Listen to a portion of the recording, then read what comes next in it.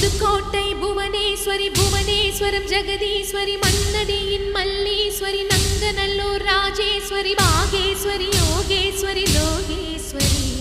Melmalayanur